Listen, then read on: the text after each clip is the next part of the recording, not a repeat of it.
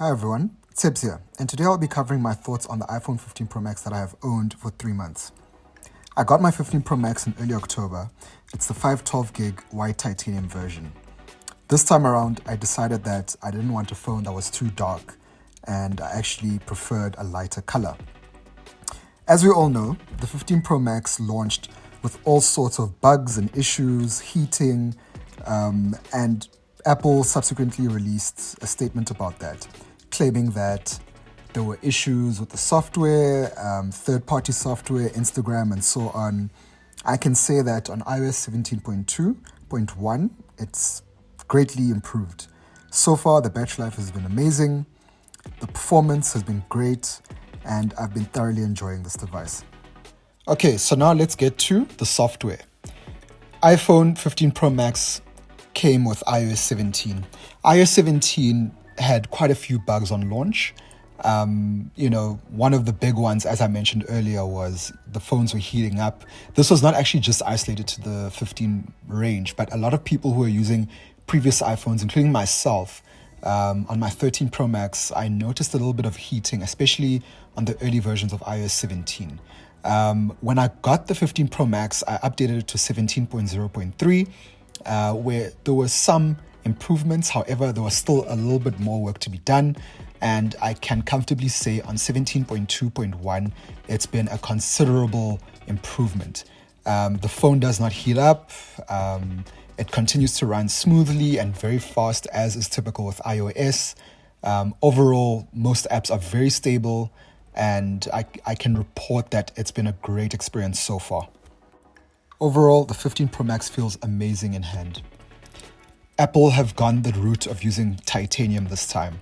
Previously, they used to use stainless steel. Stainless steel was a fantastic material to use on the iPhones previously. It felt amazing, it felt very premium. However, it came with a lot of weight. And the move to titanium, I believe, is well worth it. Titanium still keeps that nice premium feel of an iPhone, but also reduces the weight considerably, making it a very great phone to use over long periods of time.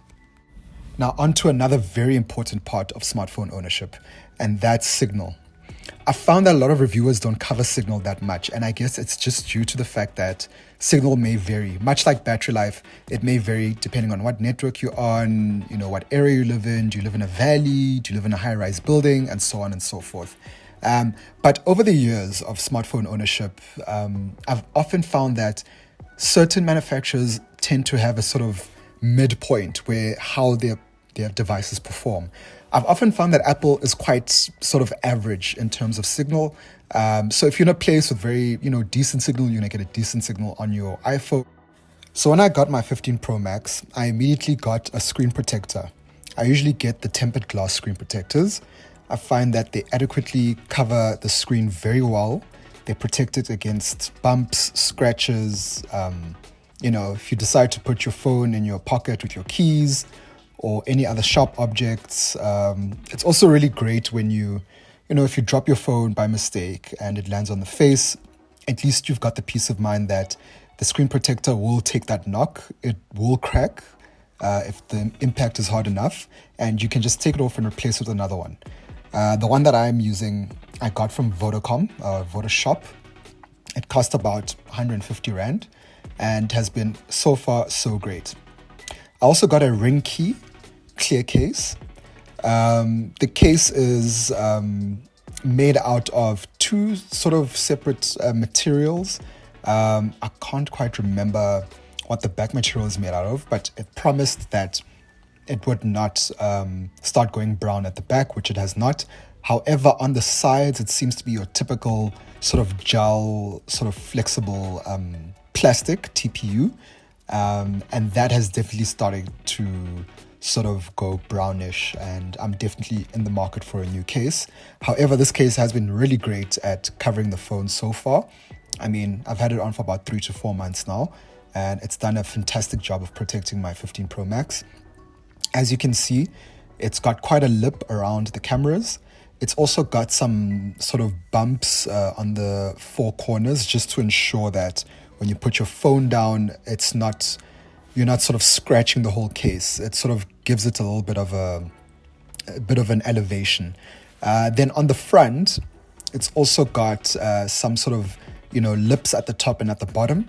These help really protect the screen. And in actual fact, because I've got a screen protector, along with this case, it seems to work very well in terms of just ensuring that I don't even damage the screen protector too much. So I have to say, in terms of overall protection of the phone, it seems to be well protected for my usage.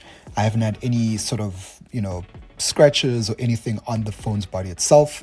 And so far, I've been very happy. I'm probably going to go get another Rinky case.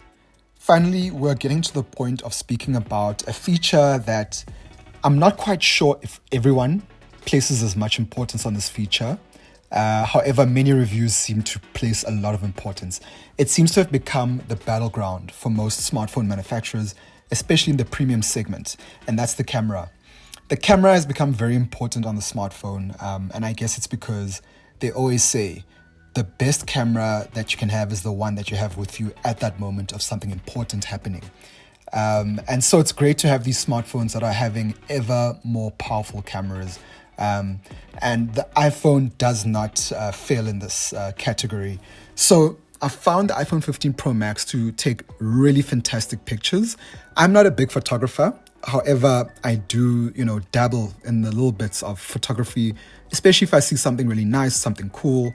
I was recently on holiday at Mpumalanga at the Kruger National Park with family, and I got to take a few nice snaps of the landscape, of some of the animals that we saw at the Kruger National Park. Got a really nice close-up of a leopard. This was thanks to the 5x optical zoom tetra prism telephoto lens, which is brand new in the iPhone 15 Pro Max specifically. So this year, there's another slight change in terms of slight differences between the 15 Pro and the 15 Pro Max.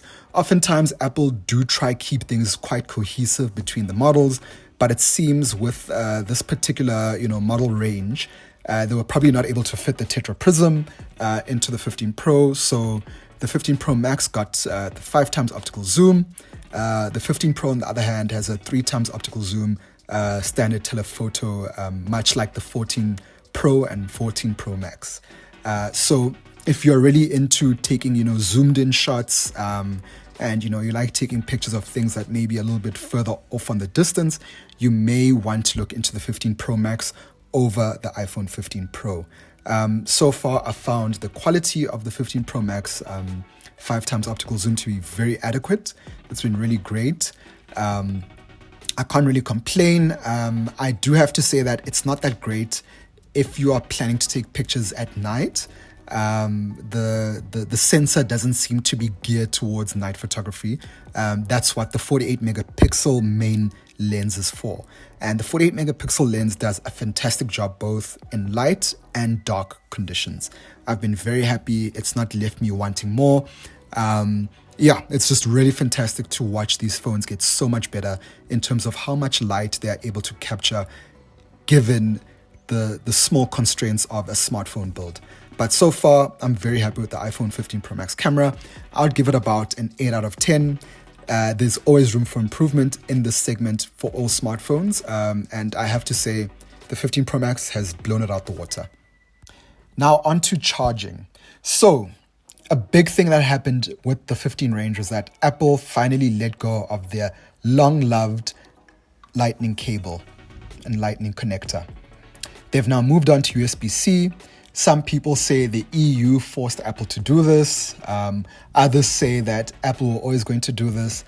I'm somewhere in between. I'm glad that the EU are sort of, calling out all the big manufacturers and trying to get them to standardize certain things, especially something like a charging connector. Now, on to one of the most important parts of a smartphone, and that's battery life. Battery life is always an interesting subject because everyone can have the same phone and yet get very different times in terms of how much usage they get out of their smartphone. It really depends on how you use it. I do quite a mixed bag of social media, web browsing. I do listen to quite a bit of music, especially in the morning when I'm at gym. I also, every now and again, I'll find myself taking pictures, whether it's something I saw, maybe I'm taking a picture of a document that I want to print later. So my phone gets pretty mixed usage, although I have to say I do use Instagram, TikTok, and X quite a lot. And so that means I do have my screen on quite a lot throughout the day. I also do a lot of WhatsApping. I also have Microsoft Outlook syncing my work emails. So my phone does find itself, running a lot of, tasks both in the foreground and, actively on the screen to keep me up to date with what I need to do. So far, I can say without fear or favor that the iPhone 15 Pro Max can get you through a full day of usage. It has been fantastic for me. I get about 8 to 9 hours screen on time. If I'm lucky, if I'm just at home and I'm on Wi-Fi, it can get up to about 10 hours, even 11 hours of screen on time. But that is with literally sitting on Wi-Fi throughout the day.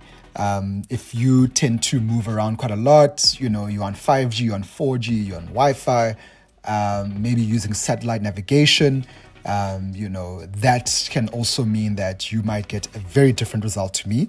So on my side, I can happily say I've been very happy with the battery life on the iPhone 15 Pro Max. And so we finally reached the conclusion of my review. I've been very happy with the iPhone 15 Pro Max. So far, it's been a great step up from my 13 Pro Max. Would I recommend it to someone coming from a previous generation iPhone? If you want the latest and greatest, then yes, go ahead, get yourself a 15 Pro Max. However, is it necessary to get the 15 Pro Max? No, I would say if you're coming from anything, from an iPhone XS and up, I think you'd still be fine. If you're not too fussed about things like camera improvements and you're quite happy with your smartphone as it is right now, I would say keep going, keep waiting for something that's going to blow, your mind away. But if you are looking for something new, maybe your iPhone XS Max, your XS, your XR, your 11, 11 Pro Max, 11 Pro or 12 Pro Max, or even a 13 or 14, and you feel that you want something new, you want a nice upgrade, I know with some of the older iPhones, the battery health may be now, not in such a good place. I think I would actually recommend if your current iPhone is sitting at something like 85 to 80% or even less battery health, that maybe you would then consider, one of the iPhone 15 range models. This is only if you really want the latest and greatest. I still think there can be great deals to be had with some of the older models. You don't need to go for a Pro unless you want all the Pro features, such as the 5x optical zoom, that extra telephoto zoom lens, the latest and most powerful chip. But I think you can also get the best bang for your buck on the 13 and the 14 standard versions. For those who want mostly battery life, you can even look at the iPhone 14 Plus or the 15 Plus. But if you like me and you just want the best that you can get, at the time, the 15 Pro Max is for sure something you should definitely get. I'm quite happy with it. And that's it. Thank you so much for watching and listening to my review.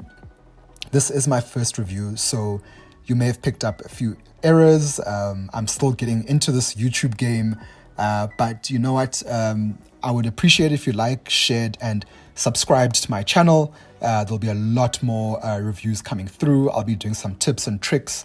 I'll be trying to review more products from different manufacturers. I'll also be doing some iPad reviews. So yeah, stick around. Please share, and subscribe. Thank you so much. Till the next time.